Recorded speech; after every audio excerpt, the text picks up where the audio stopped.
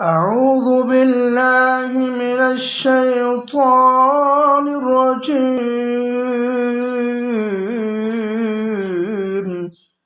بسم الله الرحمن الرحيم. ألم نشرح لك صدرك ووضعنا عنك وزرك الذي أنقض ظهرك ورفعنا لك ذكرك فإن مع العسر يسرا إن